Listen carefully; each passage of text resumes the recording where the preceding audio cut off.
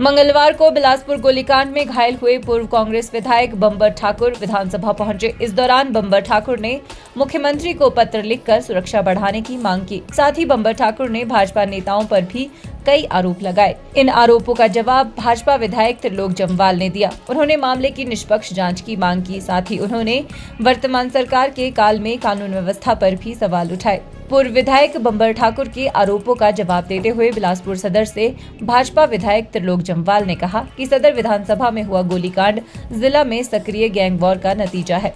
त्रिलोक जम्वाल ने कहा कि प्रदेश में कांग्रेस के सत्ता में आने के बाद से कानून व्यवस्था चरमरा गई है। उन्होंने इस पूरे मामले की निष्पक्ष जांच की मांग की और कहा कि जांच की जिम्मेदारी उच्च न्यायालय के न्यायाधीश को दी जानी चाहिए।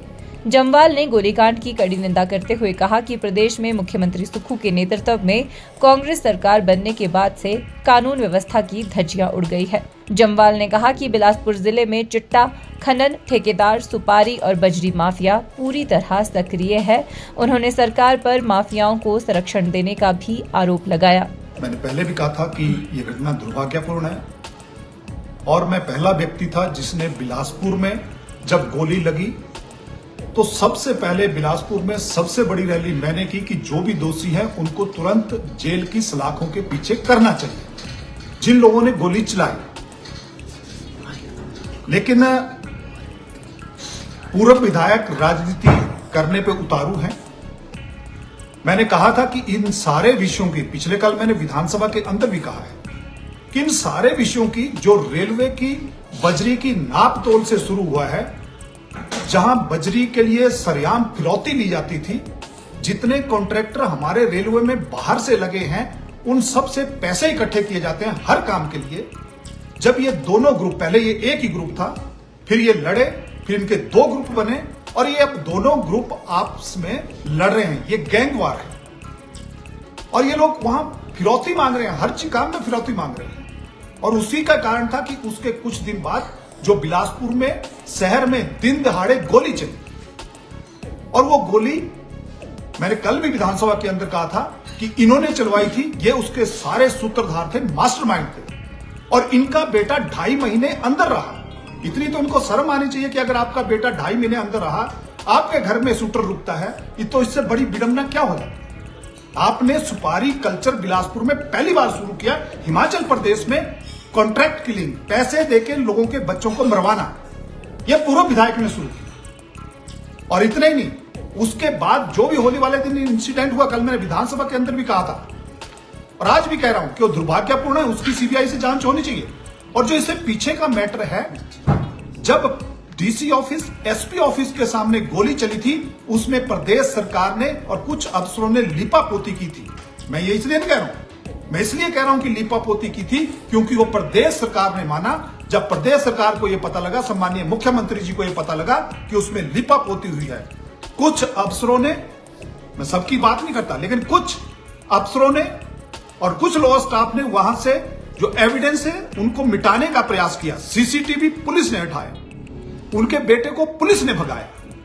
तो यही कारण था कि 24 अक्टूबर 2024 को सम्मानीय मुख्यमंत्री जी ने होम मिनिस्टर मतलब होने के नाते यहां से गवर्नमेंट ऑफ इंडिया को चिट्ठी लिखी कि इस सारे मामले की सीबीआई जांच होनी चाहिए। कांग्रेस की सरकार, ये कांग्रेस के महामंत्री, और बावजूद बेटा 2.5 महीने अंदर रहा और उसके बाद प्रदेश सरकार यह मान रही है कि बिल्कुल जो मैं कह रहा था वो बिल्कुल ठीक है, इसलिए सीबीआई को केस रेफर किया। जब ये केस सीबीआई को रेफर किया और मैंने कल विधानसभा के अंदर कहा है कि कुछ लोग अफसर उसमें दफल्ली मार के बैठे हैं, उस फाइल को हिलने दे रहे हैं, तो प्रदेश सरकार के संरक्षण में कुछ अफसर, मैंने कल नाम भी लिए थे विधानसभा के अंदर, इंगित किया था कि सत्ता पक्ष में कौन कौन लोग बैठे हैं जो इसको दबाना चाहते हैं। तो इसलिए उनके आरोप जो हैं वो सरासर गलत है। ये गैंग वार बिलासपुर में शुरू हुआ है। मैंने कहा है कि अगर प्रदेश सरकार ने समय रहते और कदम नहीं उठाए तो इसके अंजाम और अलग से। आप पे आरोप लगाए जा रहे हैं कि आपके साथ आरोपियों की फोटो है। देखिए, हम अब जनप्रतिनिधि हैं। मैं तो केवल 2 साल पहले सक्रिय राजनीति में आया, 2 साल पहले मैं इलेक्ट्रल पॉलिटिक्स में आया। मैंने कल भी कहा था कि इनके ऊपर, जब मैं 9th में पढ़ता था तब इनके ऊपर अटेम्प्ट टू मर्डर का केस है। पूर्व विधायक जी के ऊपर 30 केस हैं, 30 और 30 में 4-5 तो अटेम्प्ट टू मर्डर के हैं। और आईएस ने एफआईआर लॉन्च कराई, आईएफएस ने एफआईआर लॉन्च कराई इनके खिलाफ, सीएमओ ने एफआईआर लॉन्च। कौन सा अफसर है जिसने एफआईआर नहीं कराई है लॉन्च? और इतने नहीं, जिसकी ये बात कर रहे हैं, तो एक मैं आपको एक ही चित्र बताना चाहूंगा कि ये इनके बेटे का फोटो, और जिसको पहले गोली मारी थी वो व्यक्ति ये बैठा है, और ये यही फोटो शो करता है कि एक ग्रुप था और इसका डिवीजन हुआ, 2 ग्रुप बने, ये गैंग वार मेरे बिलासपुर में शुरू हुआ। और ये चिट्टे के सरगना, चिट्टा माफिया पूरे तरीके से हावी है, खनन माफिया पूरे तरीके से हावी है पूरे बिलासपुर में। इन पूरे विधायक जी को ये जो चिट्टा ये लेके आए, और हिमाचल प्रदेश में कॉन्ट्रैक्ट किलिंग सुपारी देकर लोगों के बच्चों को मरवाना, ये लेके आए, ये इस वर्तमान प्रदेश सरकार के कार्यकाल में। नड्डा जी के बेटे पर भी आरोप लगा रहे हैं। देखिए, ये आरोप तो किसी पे भी लगा सकते हैं।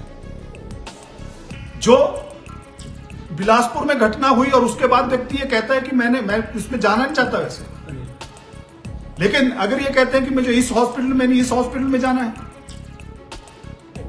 तो इनकी मानसिकता तो उसी दिन से समझ आ जाती है कि ये हर चीज में राजनीति कर रहे हैं। मैंने कहा कि ये सारे विषय बिलासपुर की शांति के लिए ठीक नहीं है।